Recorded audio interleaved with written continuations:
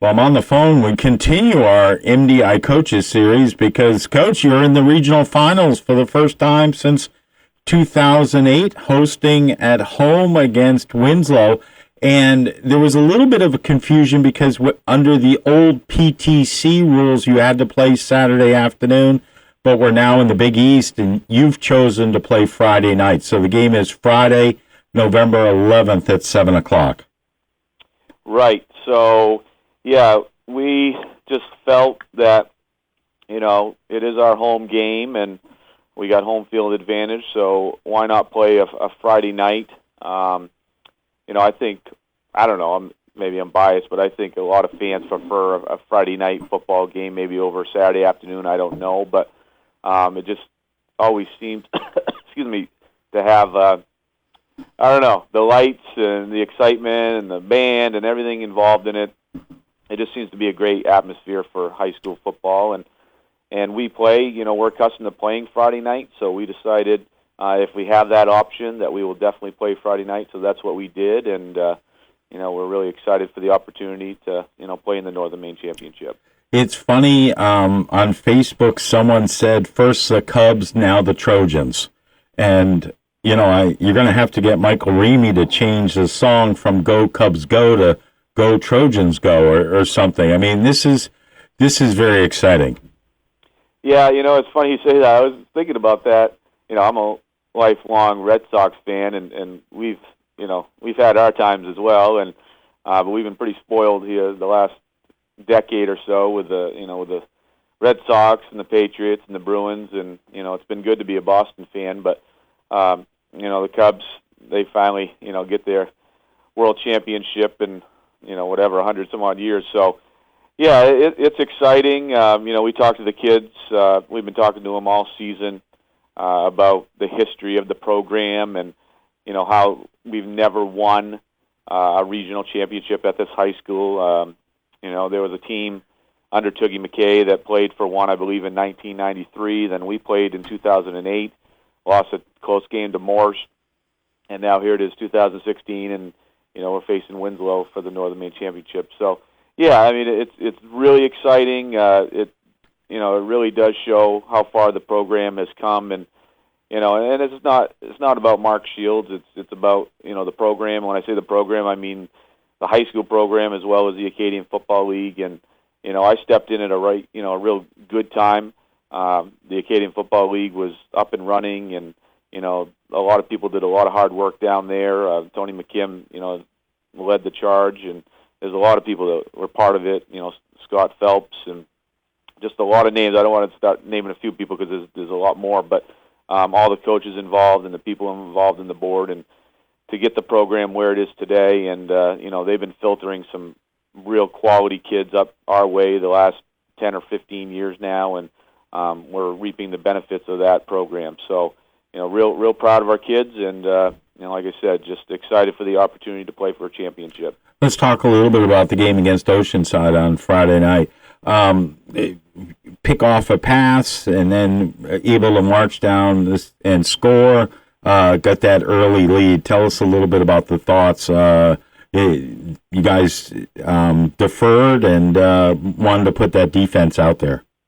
Yep, definitely, and that's something we've been doing, and that kind of breaks a tendency for me over my career. I usually like to take the football, but this group of kids, they love playing defense, and they want to kick the ball off and get our defense on the field. And one thing we had been seeing over the last couple of years was the fact that, and you've seen it, you follow us, that we'd come out flat in the third quarter, and I think that was partly due to the fact that a lot of times we were on defense. We'd take the ball first, we won the coin toss, and then we'd have to come out on defense in the third quarter, and we'd come out flat, and now we're coming out, having the ball when we can. And so, yeah, it was huge. That interception by Elijah Joyce, just kind of got us an early score. And in a playoff game, it's huge to get that first score and get things rolling early.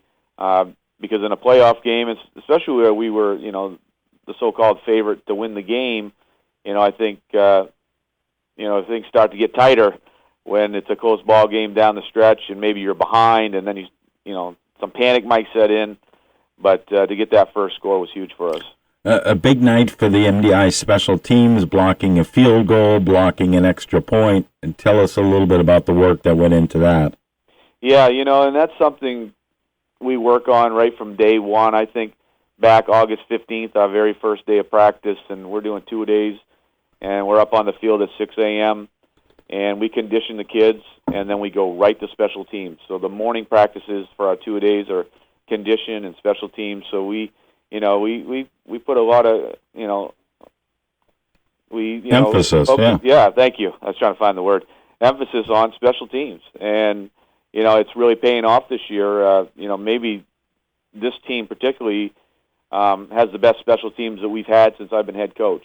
I do believe that. I mean, we obviously have a great kicker in Drew Rich, who, he's all-conference first team. And, but we have some other guys. Our kickoff team has been strong, and our kickoff return team has been strong. And you got Drew back there on punt return. And, it's really helped us. We talk about it all the time.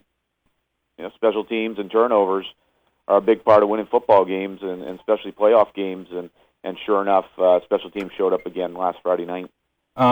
What about the resiliency of the team? I thought that when Oceanside scored to make it 6-6 with no time left in the first half, it's easy to get down. But the team came out and inspired. What did they say? What did you say at halftime? Yeah, the kids were really positive. We knew we were going to be in a tough ball game with Oceanside. We knew how good they were. We'd been in a close game with them before, and the attitude was more like just talking about how hard we've worked to get to this point, and we're up on that field. And I talked to them about think back August 15th, and we're doing 2 days, and how hard this team worked to get where we are, and we've been talking a lot this year about no what ifs, and take care of business when it needs to be taken care of, and this team takes that seriously. They are committed to it, and they're committed to trying to bring a title to this community, and they knew what they had to do in the second half, and sure enough, they came out and they did just that. A huge game by Graham Good. I'm just trying to draw up the stats here, but he ends up with 2 touchdowns and 22 carries for 122 yards. Yeah, I mean, this from a fellow that wasn't even on the depth chart in the running back, fullback position. Yeah, I mean, goes to show you what I'm doing as a head coach, right? I got this guy sitting at tight end, and we don't throw the football. And Graham, he stepped in, and it was a big hit to the team when we lost Croy Albee, and he's one of those guys. Croy's kind of a heart and soul kind of guy who just loves MDI football and loves being part of it. So Croy goes down versus Oceanside, and I immediately throw Graham in there. The coaching staff kind of discussed it, and like, what are we going to do here? And he's learning on the fly down there in that game. And, now we start repping him in practice and thinking, wow, this guy looks pretty good in practice. And, then he has a big game against Old Town, and then he has another big game against Oceanside. He's been our leading rusher the last 2 weeks, I believe. And, he's just an athletic, tough kid, and he understands football. I think I've said it before on this broadcast. He is a football player. He's one of those guys, it doesn't matter where we stick him on the field, he's going to be successful because he's just a hard-nosed, tough, hard-working dude. And he's stepped up his game and stepped up for the team, and he's doing a great job. And then Colby Lee makes a liar out of me as I'm describing the game and saying, look, MDI, you just need to hang on to the ball, take it, go the length of the field, take all the time out of the clock when there's 3:57 left, and he breaks a 53-yard touchdown, and I'm going, yeah, all right, so much for my idea. Let's just score 6 off of one play and ice a game. Right, yeah, I did listen to your broadcast after the fact, and I was right on board with you. I'm thinking, okay, we're up 12-6. We have possession of the ball. We don't want to give it back to them because they're such a good offense. let's take some time off the clock. And we ran Graham Good off tackle, and Mark Arnold he had the perfect view of the play because they had switched up their defense later there in the fourth quarter. Not sure why, but they did. And, Mark said, geez, I think Colby straight ahead is going to be wide open. And I was like, all right, let's give it a shot. And sure enough, he hit the hole hard and, was able to break it and seal the deal for us. But, once again, he's that kind of running back. It's nice to have a kid like him that, all you need is a half a step and he's gone, and that's the kind of back he's been all season, just a high-powered, fast dude, and he runs the ball hard. You can tell the difference between his sophomore year to his junior year. He just got himself, stronger, and he has more confidence, and he's running the ball hard. So, I'm very fortunate. I mean, and Chris Farnsworth didn't get as many touches as he normally gets, but he was instrumental in our second score as we start running off tackle, and he is just blowing up the defensive end, number 9 for Oceanside, who was one of their best players, and Chris is just all over him. I mean, he's blowing him back 5, 10, 15 yards, and we ran the same play with Graham Good, I think, 5 times in a row, 6 times in a row for a score, because Chris is just blowing up that side of the line. So, hats off to him, too. So, real proud of those guys, real proud of, the offensive line. Those guys have come along. We were pretty green at the beginning of the year, and those guys, they've taken it serious, and they've learned a lot and just keep getting better. So, feeling good about the offense. One of the I read about the Winslow game against Madison, and Winslow really stacked the box. I think they went with a 3-3 defense. I would expect that they're going to try and do the same against you in terms of just, you want to pound it. We're going to put everybody in right inside the box and make you earn every yard that you possibly can get. Yeah, for sure. They ran a defense that they don't normally run. I've never seen them run a 3-3 stack like that before, and it was something they obviously schemed up versus Madison and their spread offense, and it shut their offense down. And they're one of the best coached teams in our league for sure. I mean, you don't win state championship after state championship and not have quality coaches, and they know what they're doing down there. And I've always said, if you're going to beat Winslow, you're just going to have to outplay them because we're not going to outcoach them. I mean, those guys, they've been doing it a long time. They know what they're doing. Their kids are going to know what they're doing. You just got to outplay them, and that's what we're going to need to do if we want to be successful Friday night. Obviously, the key on Friday night is not turn the ball over. I mean, that was the difference in that game back on September 20th. You lost 40-20, but it was close at the half, and I think there were 4 or 5 turnovers there's 3. Yeah, they scored 3 fumbles and ran back a kickoff.